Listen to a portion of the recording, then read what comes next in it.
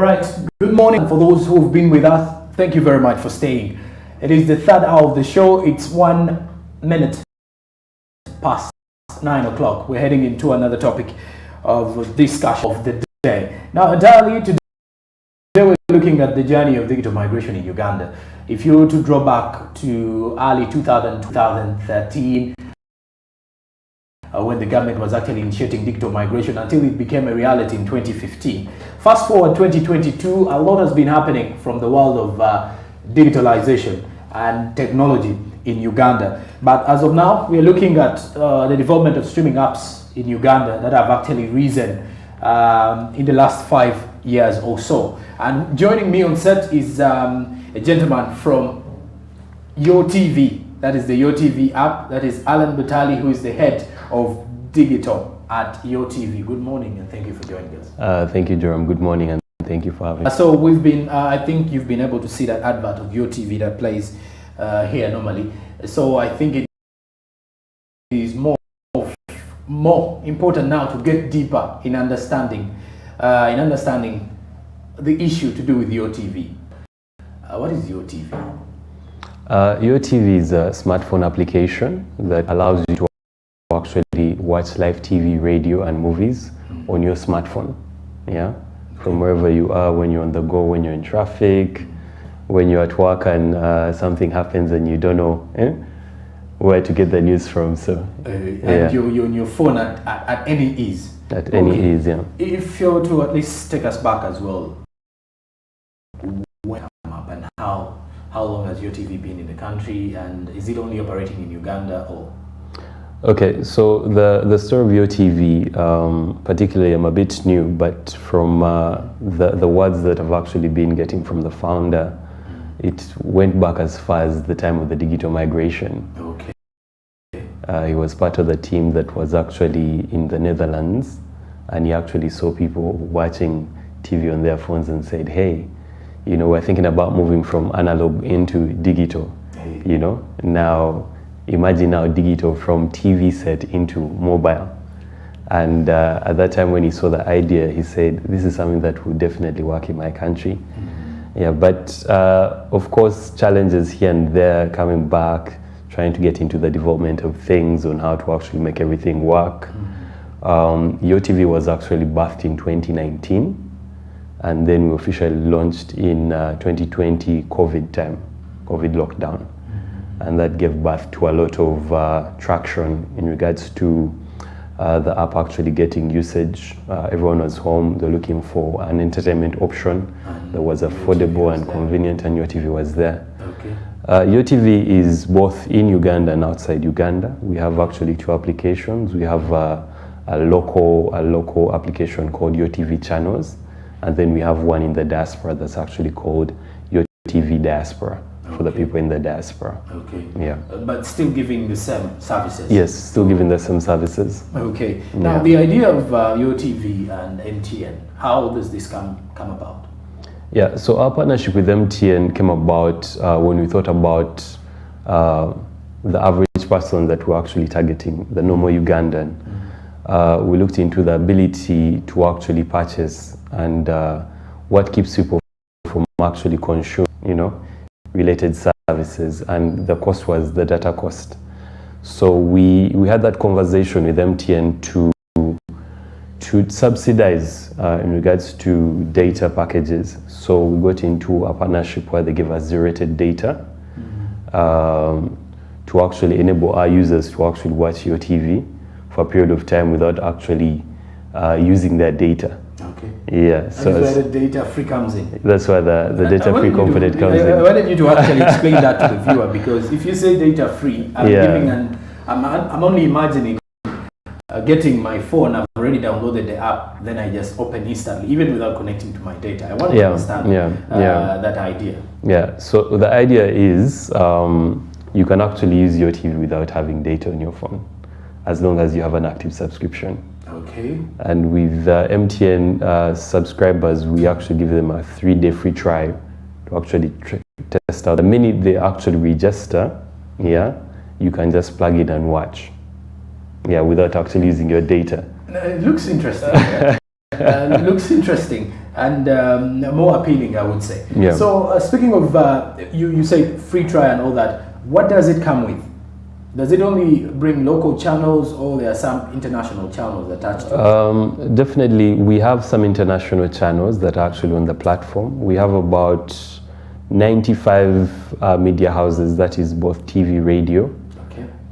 local, and then we have a few stations that are international, like BBC, RT, and all these other channels as well. Okay. Yeah. So giving someone, I believe, if you're to take us back to the journey of bringing in UOTV, we've seen the adverts will tell you you can watch wherever you are and all that.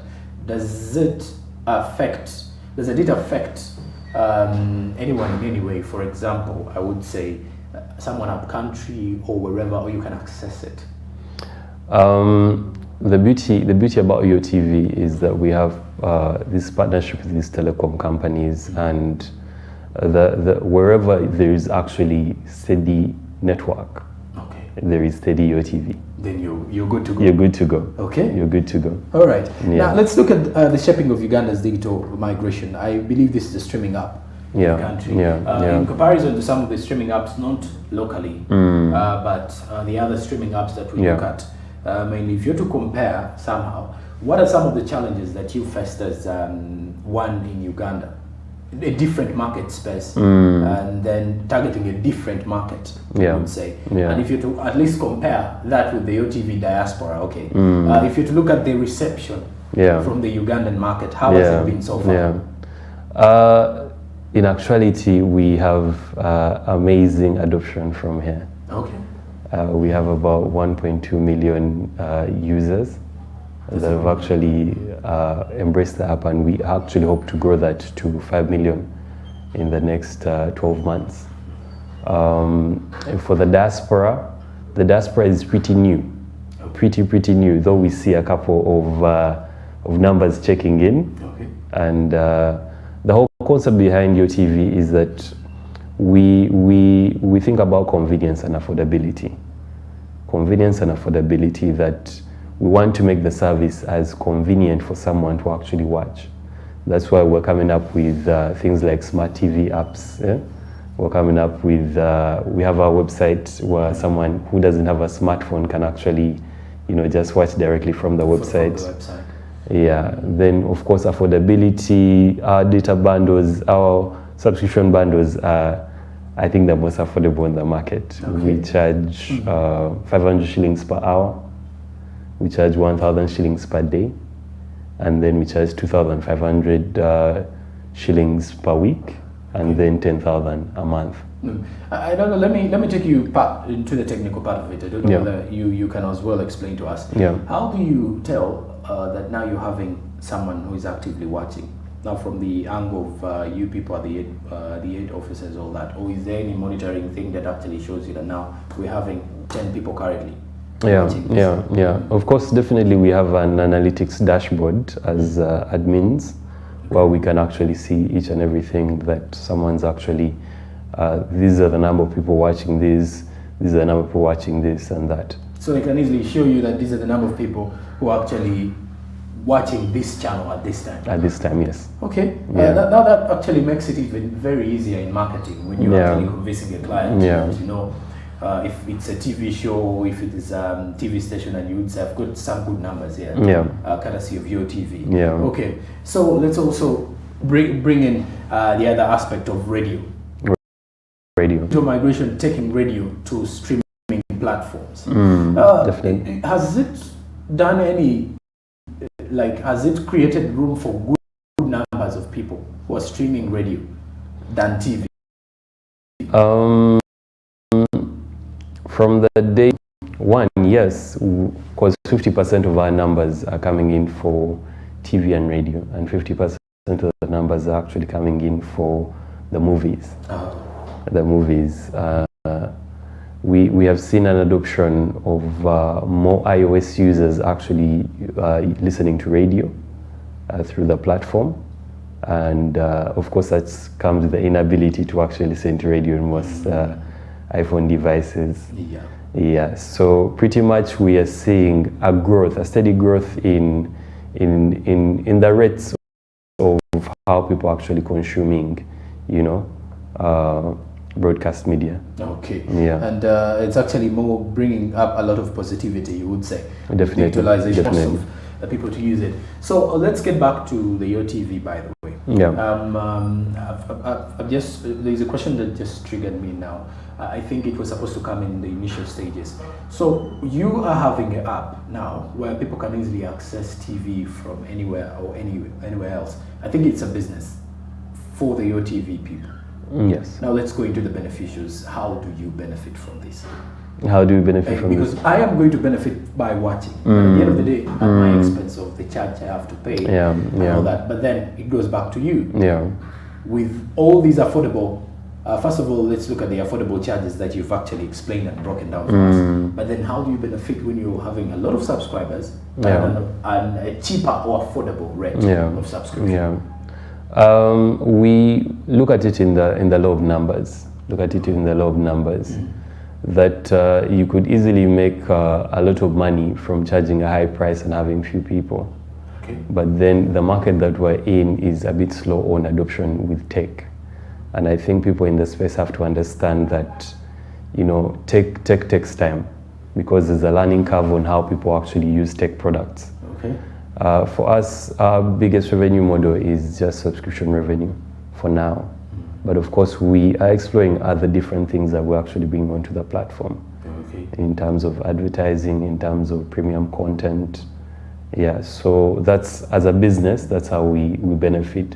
But mostly we are looking at having more numbers and actually giving a very good quality service that people can actually afford and pay for consistently and sustainably. Okay. And that's what will grow the business. Besides the competition that is in the country as well, any chances that you would say that technology is, when you look at the future prospects of technology in Uganda, what are some of those chances that we as a world, a generation that is now used to technology, stand in this era and age? Because speaking of television and all that, I wanted to bring in a question to do with the government helping you, but I would want you to first help me answer. What impact do you believe technology has on our generation? I believe technology is one of those aspects that is creating more jobs for people, especially in terms of remote jobs and remote work, and also companies benefiting from, of course, faster delivery of products and services simply by having technology. So I believe technology in itself is one of those things that, if fully embraced by the government and also by the people, it's going to enable us to actually create more jobs for the people. Okay. I'll give an instance. We are currently launching a program with content creators, whereby locally, where we have a musician, a comedian actually enlist their content as premium content on our platform. And you're paying for that? And our subscribers can actually pay for that content, and the artists can actually get it in real time on their mobile money number. And they have a dashboard and everything, and they can actually get all that, both locally and also in the diaspora. Okay. Yeah. So that is actually making it more possible. You've mentioned something about the government, and brings me to the question that I had. Has the government in any way supported the local streaming platforms in general? Or it may have supported you, but has it supported anyone else? I can say not yet. Oh. Not yet. Not at any point the government has actually come out to say? Not yet. But of course, having those conversations is always one thing that we are very open to. Okay. And we're having talks here and there to actually see how we can actually partner up with the government and see how we can actually take these things to the next level. Having conversations with regulatory bodies like UCC and all these other initiatives that are actually around. Okay. Yeah. So as the head of the digital I believe there are a lot of challenges that come in your space. Yes. Workspace, more so when it comes to the digital space, and one of the challenges that the police last time was highlighting, and NITA Uganda in a report, that in the last 2 years, there's a lot of lost information and scam online fraud that has been ongoing with working with the digital space. Yeah. Now, when you look at the platform that you're actually having, is there any challenge that you believe has actually become a very hard nut to crack during the time you spent with UOTV? I can say pretty much it's more of a question of protecting people's data, you know. The fact that we deal with big data, we are constantly faced with a lot of security threats, if I may say it like that. Okay. People trying to hack, you know, but these are things that definitely happen from time to time when you're in a technology company, and that's why we're investing heavily when it comes to cybersecurity. Yeah. Okay. So how is the journey so far? Securing, because I believe someone would want to open up an app. I would also want you to also take us through how some of the processes that need one to open up the app or get the app with, at ease, either Android or iOS. Yes, yes. But talking about security, so are you sure that someone is well secured with their information by getting the app? Definitely, definitely. So one, we limited the amount of information that we actually need from our customers.